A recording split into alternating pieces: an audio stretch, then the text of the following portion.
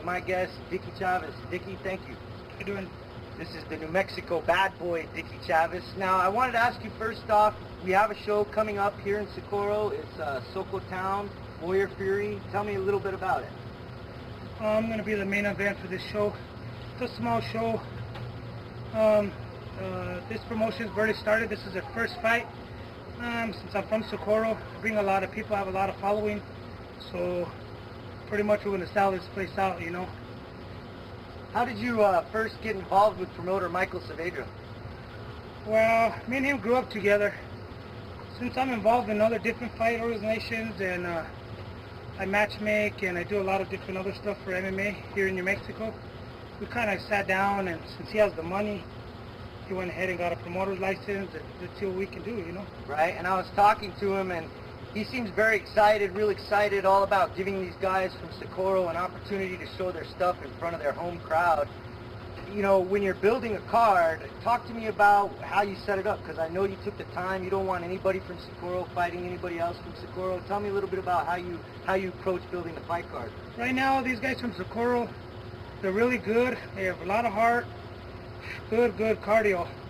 They're not as technical, so I try to put up a fight. What I'm saying is I try to put myself in the MMA fan shoes and see what fight I want to watch. So that's the fights I put together, you know what I mean? And since I know pretty much every fighter in New Mexico, I can get it done. So I've known you since high school, man. We've been running around in this town, and one thing that I've noticed and I want to touch on is how much you've changed as a person, and it really impresses me. Why don't you talk to me a little bit about your trip from how you got from where you were to where you are now? It's black and white, dude, I'm telling you. Now, where I used to be and things I used to do, and man, you remember, yeah, we used to run after you, you know what I mean? I would never be this close to the man before the past. It was crazy, but MMA has not only helped me emotionally, physically, everything MMA has done for me is 100% good, better than what I was. So I thank God for a lot of different things, you know. So when you say that MMA has changed you or done a lot of good, how, you know, how does it directly impact you? Right now I train at Jackson's. He teaches a lot about the heart of the sport, you know what I mean, and to respect your opponent and stuff like that. I used to fight on the street and I didn't care. It was me or him, you know what I mean? That was my mentality. Not anymore, you know what I mean? We fight now. I shake his hand, he kicks my butt, he shakes my hand, whatever, you know what I mean? That's where I see it now. And I respect every aspect of this game, so that's where I'm at right now. You know, you train with Jackson's all the way up there in Albuquerque, and you also come down here to Socorro one night a week just to help these guys out.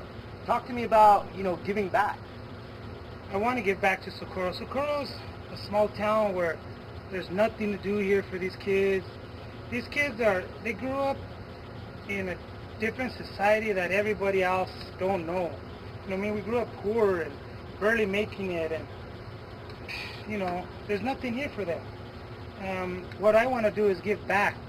Show the kid here, hey, there's something, you know what I mean? If they like to fight on the street, let's bring it to the kid, let's train them properly, and you know, let's do it like that. There's a future that you could have a career, right? Exactly. Now, there's something that I did want to touch on, and there was an interview that I did a couple weeks ago, and there was a little bit of drama. Freddie Sandoval, he was calling out some guys from Jackson's. I know you train at Jackson's.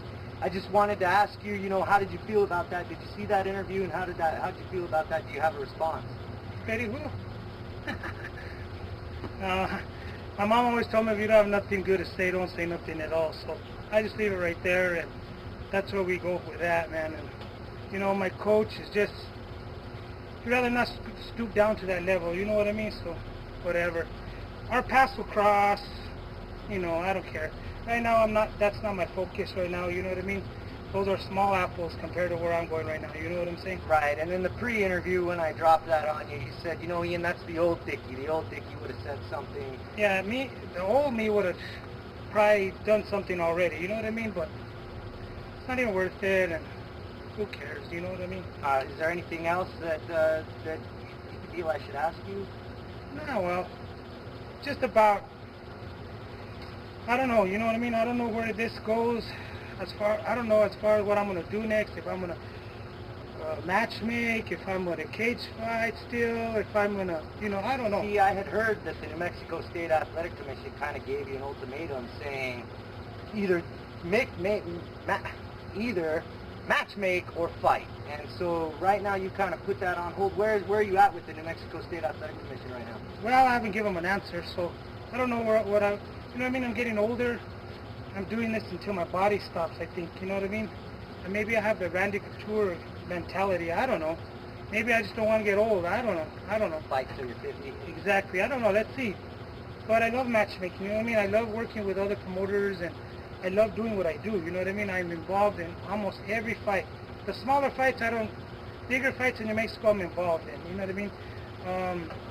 This new cage fight organization that I'm fighting for now, you know what I mean? They're small, but I'll help them out, you know what I mean? They're out of Socorro, so hey, there's a lot of good fighters from here, you know what I mean? We've got Richard Montano, he's fought the best. We've got a lot of up-and-coming fighters that they just don't know about, that all they need is that technical help, that they got the heart, they got the cardio, they just need the teachers, that's it. So, and the exposure, from talking with promoter Michael Saavedra, he was saying that, Richard Montano, he's fought King of the Cage, he's on the MMA radar, but when he travels around in his hometown asking for sponsors, they say, who are you? What do you do? Where are you from? And you coming down here to this show kind of brings a little bit more impact. And then too, I'm the matchmaker for these bigger organizations, so what I do is I try to put a lot of Socorro guys on these cards. So these are the cards that they get exposed to, you know what I mean? That's our last show, Duke City MMA, we had over 3,000 people there, you know what I mean? So there's a lot of people, and then not just anybody, not just MMA fans, but we've got senators there, we've got congressmen people there, we've got the high-end people, you know what I mean, trying to get involved in something like this, and I love it, So with me have a foot in the door, I can help these other guys get their foot in the door, you know what I mean? Definitely. So whatever I can do, and with every other MMA fighter, and I think I've told everyone that I know, and I've approached a lot of them out of Jackson. If I can help them find a fight out of state, whatever, I'm not asking for money. I do it out of the kindness of my heart. If I can find them a fight, I get them in contact with the promoter, boom, boom, boom, they got the fight. Doing it just to give something back. Just to give something back, dude. Right on. Dicky Chaves.